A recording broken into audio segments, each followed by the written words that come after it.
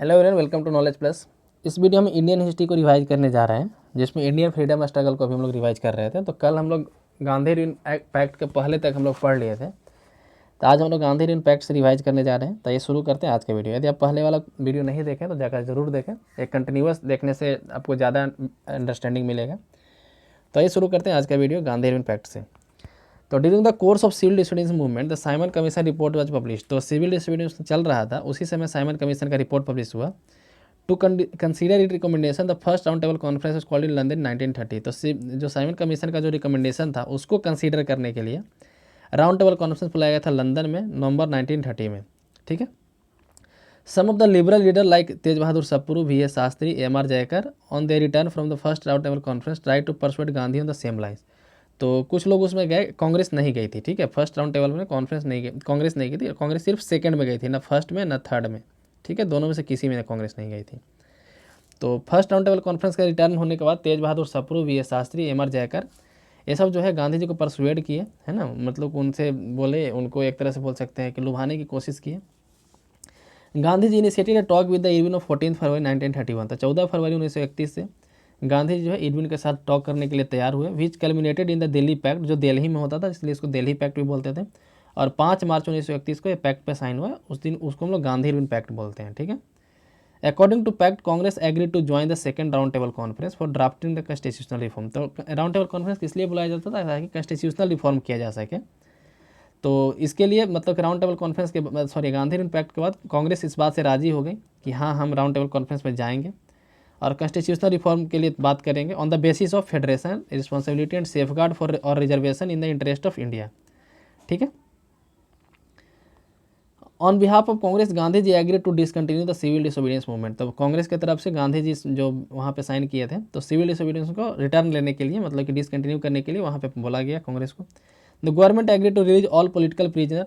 तो गवर्नमेंट सारे political prisoner को छोड़ने के लिए राजी होगी, except those guilty of violence, जो वायलेंस के गिल्टी नहीं थे, and restore the confiscated property of satyagrahi. और सत्याग्रही का जो प्रॉपर्टी छीन लिया गया था, जो गांधी जी के साथ थे या फिर जो सत्याग्रह करते थे, उनका प्रॉपर्टी को छीन लिया, उनके घर को जब्त कर लिया गया था, कि ज़मीन जब्त कर लिया गया था, तो उसको रिटर्न करने के लिए बोला गया। ठीक है।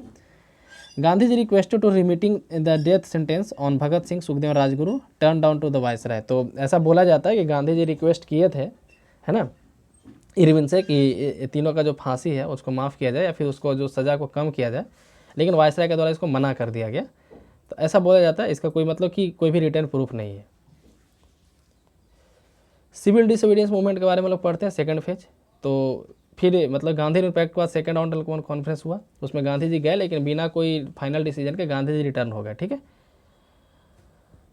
तो सेकेंड राउंड टेबल कॉन्फ्रेंस सितंबर 1931 फेल टू सेटिस्फाई कांग्रेस और provide anything substantial to the country. तो सितंबर 1931 में सेकेंड राउंड टेबल कॉन्फ्रेंस हुआ था, उसमें कोई भी ऐसा ठोस कदम नहीं निकला, कांग्रेस उससे संतुष्ट नहीं थी, तो फेल ही कहा जाएगा।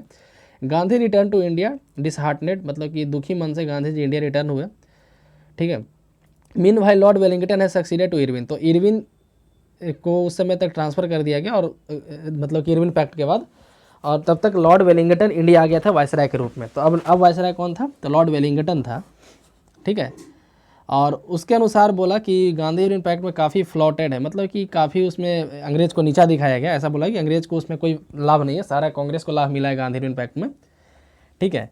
तो लॉर्ड वेलिंगटन को ऐसा कहना था। गांधी जी इंडिया रिटर्न हुए सेकंड राउंड टेबल कॉन्फ्रेंस में बिना कोई फाइनल डिसीजन के। On 4 January 1932 fresh batch of Congress leader including Gandhi ji and Sardar Patel were arrested. तो 4 जनवरी 1932 को गांधी जी को और सरदार पटेल, बहुत सारे कांग्रेस के लीडर को अरेस्ट कर लिया गया और जेल में रख दिया गया। Gandhi ji was kept in Narmada jail, Pune. ठीक है। और आगा का फैलेस में ये भी पूछा जाता है कि गांधी जी कौन से जेल में रखा गया था। तो सिविल डिसोबीडियंस के समय यरवदा जेल में रखा गया था, जबकि क्विट इंडिया मूवमेंट में जब गांधी जी को पकड़ा गया था 1942 में, अभी उसका बात नहीं किया जा रहा है, तो उस समय उनको आगा का फैलेस में रखा गया था। आगा का फैलेस जो है पुणे में है।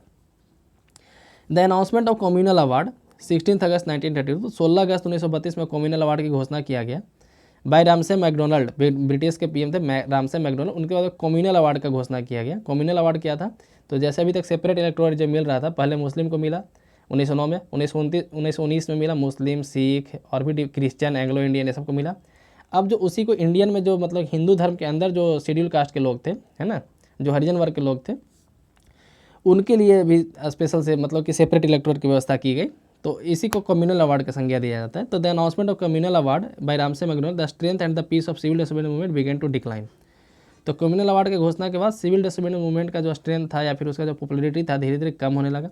इन the background of the communal award and Gandhi ji fast unto death. तो कम्युनल अवार्ड और गांधी जी का फास्ट था, मतलब कि कम्युनल अवार्ड को सुनते ही Gandhi ji fast unto death पे चले गए जेल के अंदर ही।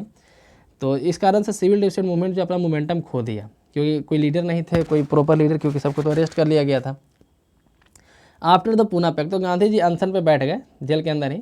तो फिर अंबेडकर जी जो है जा करके वहाँ पे पूना पैक्ट पे साइन किए, मतलब दोनों के बीच में समझौता हुआ, ठीक है, जो यरबदा जेल पुणे था वहीं पे, और उसी को हम लोग पूना पैक्ट बोलते हैं। तो Gandhi ji lost interest in the movement and got fully involve in anti untouchability struggle. तो उसके बाद गांधी जी जो है अपना ध्यान मूवमेंट से हटा करके, आंदोलन से हटा के एंटी अनटचेबिलिटी स्ट्रगल पे देने लगे, जो जिसके कारण से वो जो हरिजन सेवक संघ की स्थापना किए थे, ठीक है।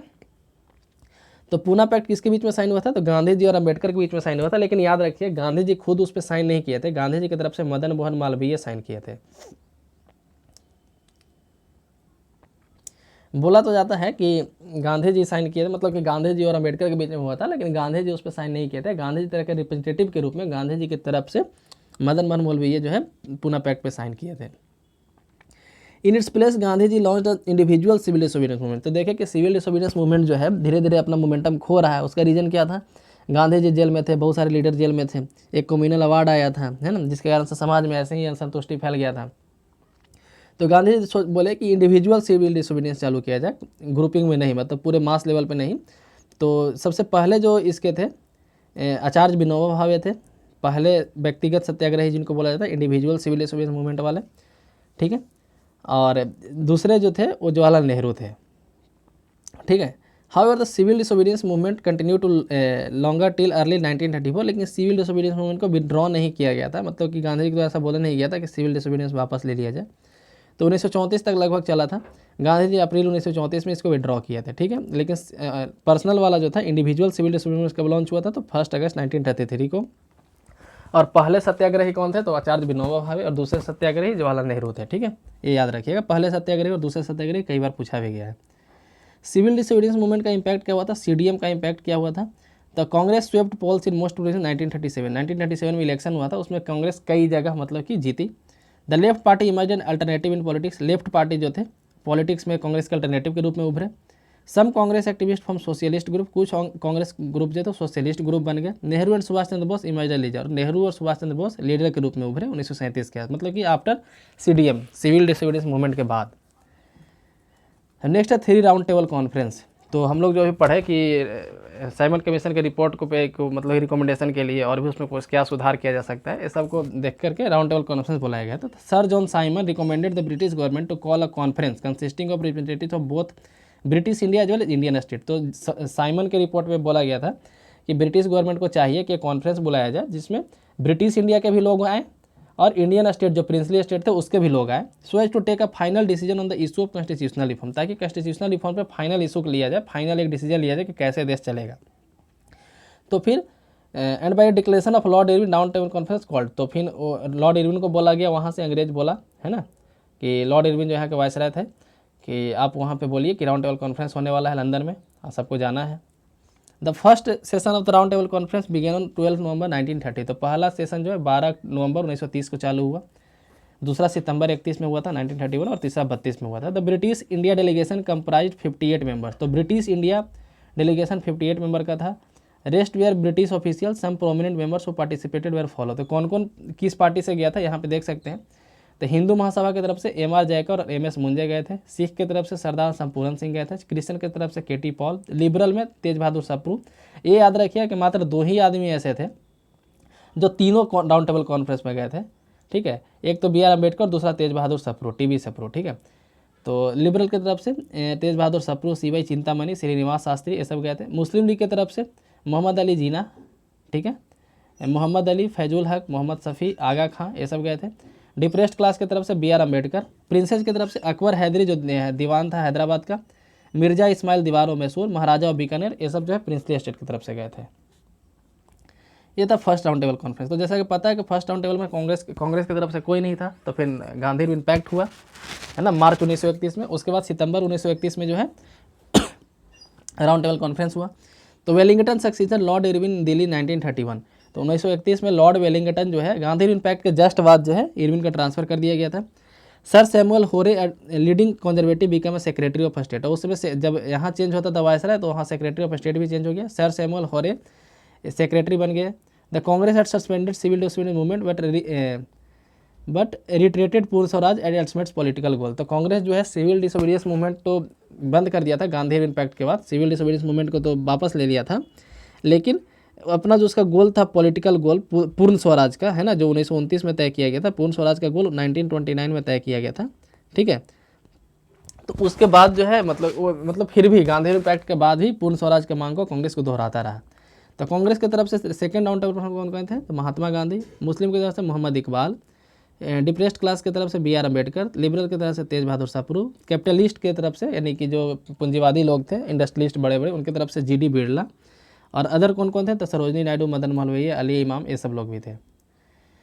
तो सेकेंड राउंड टेबल कॉन्फ्रेंस में क्या क्या हुआ? तो कुछ रिकमेंडेशन हुआ, हालांकि अभी कोई डिसीजन फाइनल नहीं आया था। The composition of the Indian federation में कौन कौन कैसे रहेगा, प्रिंसली स्टेट क्या करेंगे है ना, जो ब्रिटिश स्टेट हो क्या करेंगे, structure of federal judiciary, the mode of accession of state to the federation, यदि जो स्टेट है इंडियन स्टेट उसको फेडरेशन में शामिल किया जाए, मतलब इंडिया में शामिल किया जाए तो कैसे होगा, डिस्ट्रीब्यूशन ऑफ फाइनेंशियल रिसोर्सेज, ये सब चीज़ पे बात हुआ।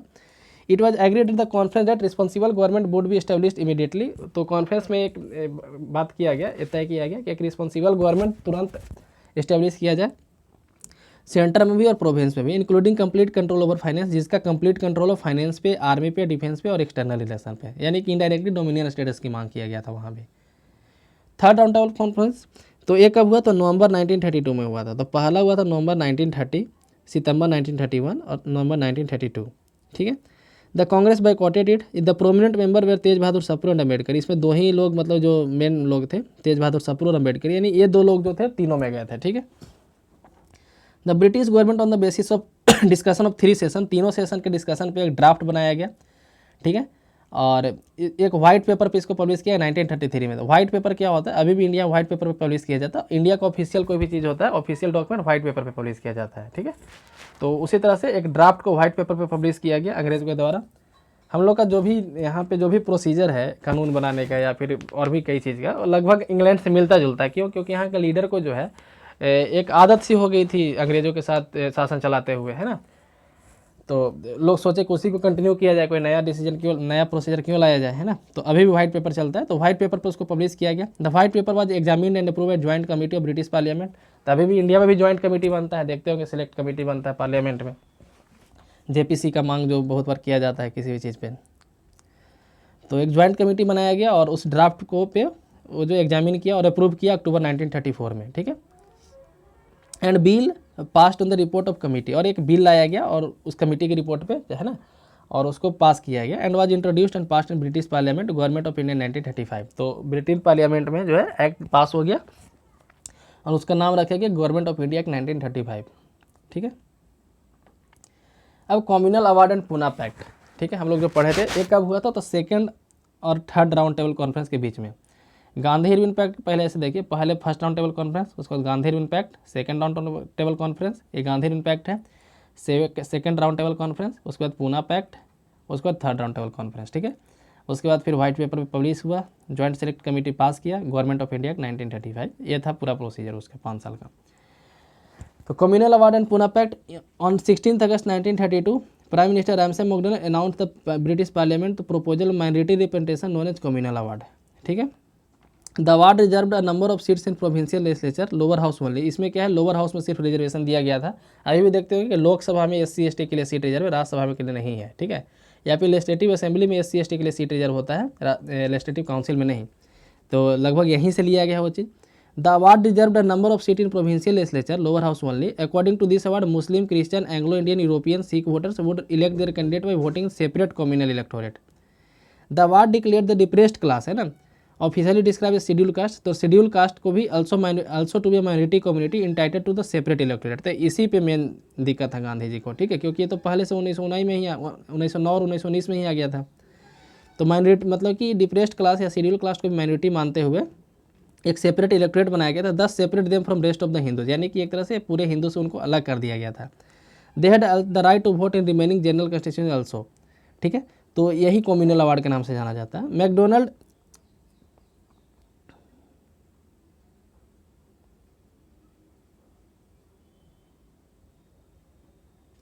McDonald however promise to accept any alternative scheme mutually agreed upon by Hindus and depressed class. लेकिन मैकडोनल्ड ने भी बोला कि यदि हिंदू और डिप्रेस्ड क्लास के जो लीडर हैं, ठीक है, मेनली डिप्रेस्ड क्लास के लीडर उस समय बी आर अम्बेडकर थे, तो यदि वो दोनों आपस में समझौता करके कोई अल्टरनेट मेथड लाते हैं तो हम इस ये वाला जो क्लॉज है उसको हटा देंगे। तो Gandhi ji reacted strongly to the proposal and wrote to the British prime minister on 18 August 1932। He went on fast unto death on 20 सितंबर 1932। 20 सितंबर 1932 को फास्ट एंड टू डेथ पे गए टू इन्फोर्स हिज डिमांड, अपने demand को मनवाने के लिए। The 20 September was observe day of fasting and prayer. तो 20 सितंबर को फास्टिंग डे और प्रेयर डे के रूप में मनाया गया था। Temples, wells ETC thrown open to depressed class all over the country. पूरे देश में टेम्पल्स को, कुआं को, मतलब जहाँ भी डिप्रेस्ड क्लास को नहीं जाने दिया जाता था उसको ओपन किया गया डिप्रेस्ड क्लास के लिए।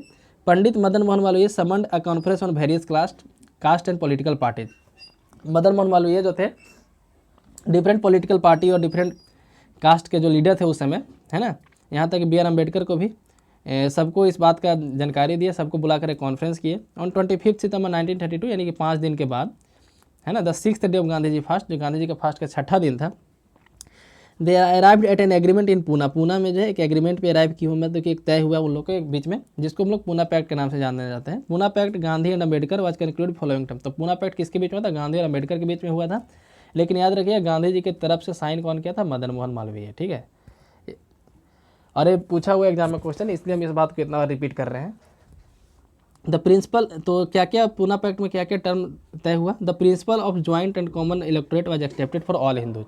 तो सारे हिंदू के लिए ज्वाइंट इलेक्टोरेट होगा, किसी के लिए सेपरेट इलेक्टोरेट नहीं आएगा। 48 seat in different provincial legislature were reserve for depressed class in place of 71, ठीक है।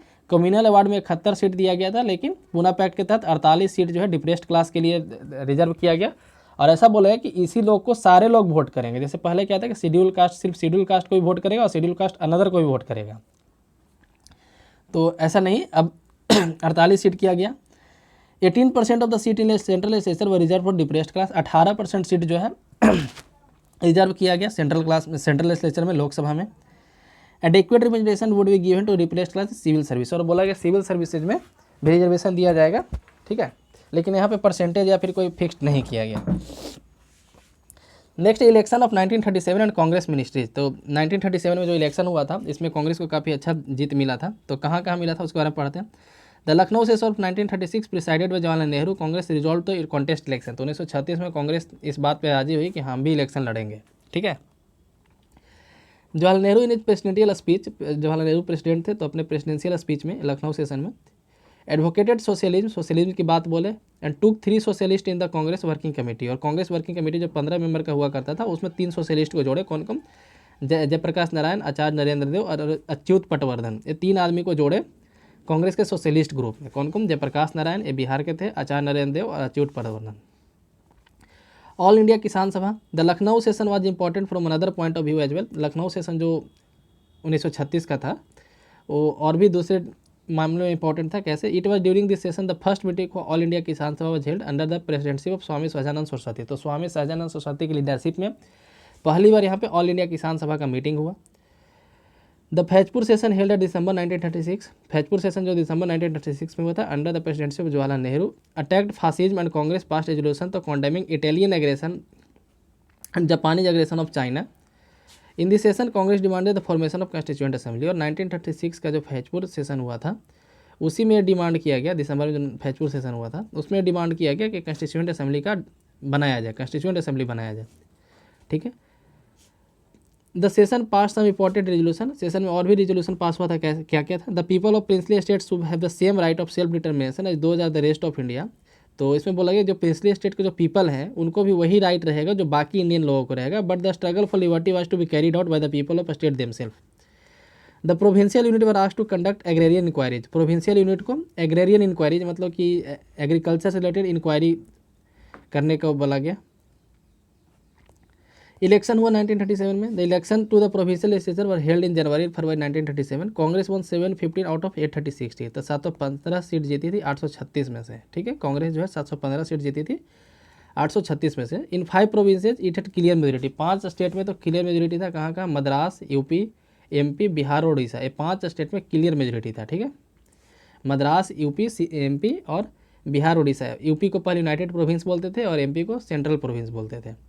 इन NWFP यानी कि जो अभी यहाँ पाकिस्तान का जो ऊपर वाला इलाका है, पंजाब के साइड वाला इलाका जो खैबर पख्तूनख्वा बोला जाता है अभी, Assam and Bombay, Congress emerge as the single largest party. NWFP Assam और बॉम्बे में कांग्रेस सिंगल लार्जेस्ट पार्टी बना। In Bengal, Punjab and Sindh the Congress didn't have majority. Bengal, Punjab और सिंध में कांग्रेस के पास मेजोरिटी नहीं था।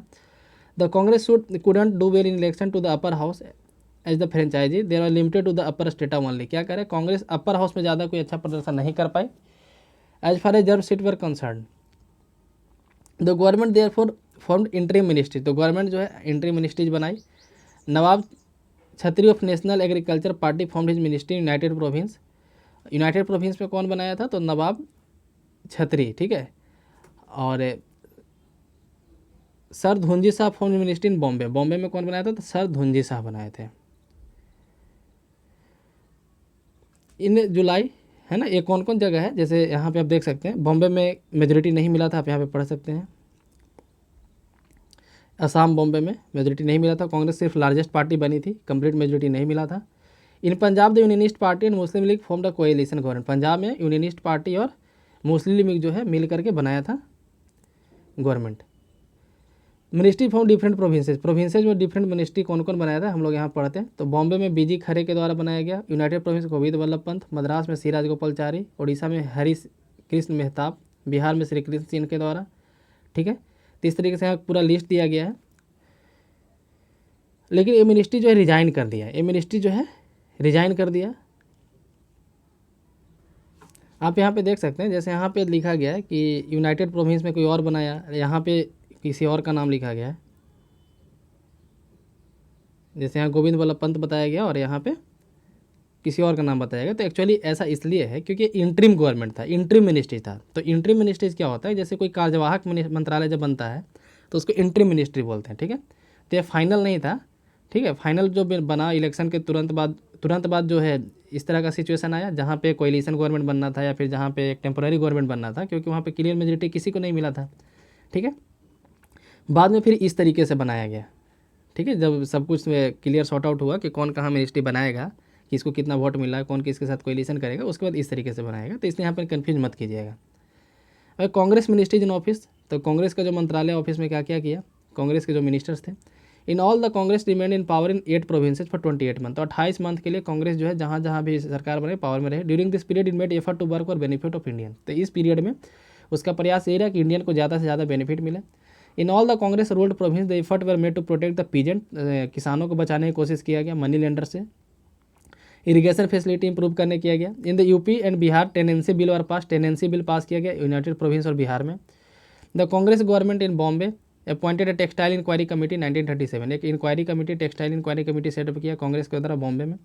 विच recommended a wage increase and health insurance cover to worker. जिसका रिकमेंडेशन क्या था, मजदूरी बढ़ाया जाए और हेल्थ और इंश्योरेंस कवर दिया जाए वर्कर को। The Bombay ministry also introduced an industrial dispute act in November 1938 based on the principle of arbitration to prevent strike and lockout. तो क्या कह रहा है, वहाँ पे एक इंडस्ट्रियल डिस्प्यूट एक्ट भी लाया गया था 1938 में बॉम्बे में, ताकि लॉकआउट नहीं हो, मतलब कि मजदूरों के द्वारा काम अचानक से बंद करने दिया जाए। प्रिवेंट स्ट्राइक को मतलब कि प्रिवेंट किया जाए। प्रिंसिपल ऑफ आर्बिट्रेशन यानी समझौता किया जाए। In the field of civil liberties all political prisoner were release. तो जितने पॉलिटिकल प्रिजनर थे उनको रिलीज़ किया गया। Constructive programme undertaken, constructive programme किया गया, मतलब कि लोगों के विकास के लिए काम किया गया। The other major achievements of Congress ministry of सोनेज। तो क्या और क्या क्या था, तो reduction in salaries of minister का सैलरी कम करना। Declaration of fundamental right, welfare scheme for tribal, carrying jail reform, carrying out commercial and economic survey and development of village industries, promotion of education specially primary education. ठीक है, तो ये सब काम किया गया 28 महीने के सरकार में। The Congress government also join the effort to planning through the national planning committee appointed 1938। तो हम लोग प्लानिंग कमीशन पहले पढ़ते, अभी जो नीति आयोग है पहले प्लानिंग कमीशन था, और आज़ादी के पहले 1938 में सुभाष चंद्र बोस के द्वारा बनाया गया था जिसको बोलते थे नेशनल प्लानिंग कमेटी, ठीक है, तो कांग्रेस मिनिस्ट्री उसको भी ज्वाइन किया। तो हम लोग यहाँ पे थर्ड फेज के बारे में पढ़े, ठीक है। इसके बाद से हम लोग कल नेक्स्ट पढ़ेंगे दूसरे वीडियो में। तो वीडियो यदि पसंद आया तो लाइक करें, चैनल को सब्सक्राइब करें। धन्यवाद।